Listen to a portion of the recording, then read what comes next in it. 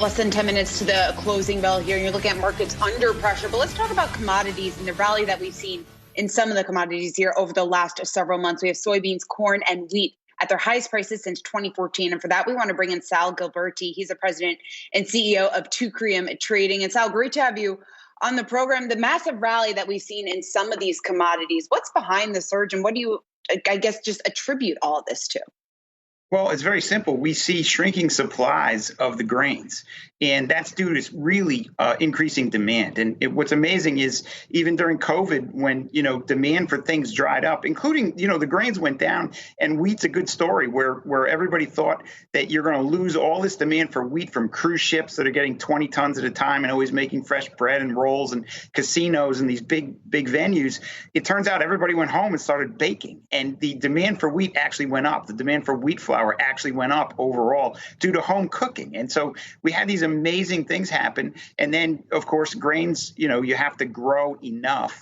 And while there are plenty of grains, the world's balance sheet is shrinking, especially in soybeans. The soybean balance sheet is shrinking. And that's just adding up to make prices, prices are going higher, supply and demand. Well, let's talk about that, because your ETF, SOYB, the fund is up 42% over the last 6 months, but the drawdown in stockpiles of soybeans. Put that into English that a non-farming city boy can understand like me. Okay, so what you do is you grow, crops grow during the year, during the summer, and in the winter, you get a big pile on the ground, just call it, and you pull from that pile, and you have to wait till the next year's harvest. So you go through winter, you go through spring planting, you go through the growing season, and then you get to the harvest to replenish that pile. And what's left of that pile after you take out, right before you do the next harvest, those are the stock levels that we talk about, the ending stocks. And that pile is getting smaller at the end of each year, right before we harvest again. And in fact, in soybeans, it's down 23% or 24%. I'd have to look it up, but it's down a lot in just 3 years. And given that, your excess supplies range in wheat from about 6 months to sometimes in soybeans and corn, it's only 6 to 8 weeks of excess supply if something were to happen in next year's crop. That's why prices go up. People will not stop eating.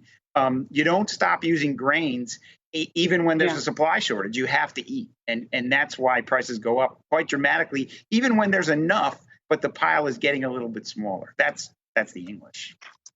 Hey, Sal, we only have about a minute left, but I'm curious just how you see, because China obviously has a big part in all of this. How do you see Biden's policies on trade and really his foreign policy relationships just in general impacting commodity prices over the next 4 years? Well, I think trade, he seems to be doing a hands-off policy. China needs food. They have the U.S. and Brazil that are feeding them, and so that's really important. I think the more important thing is whatever they do with the green initiative and the attack on big oil. That's going to raise prices for farmers and for everyone, in fact. And so you will see some energy-related inflation come in due to Biden policies. As far as trade agreements, I think we're going to do fine under Biden. All right, Sal Gilbertie, president and CEO of Teucrium Trading. We have to leave it there. Thanks so much for joining us.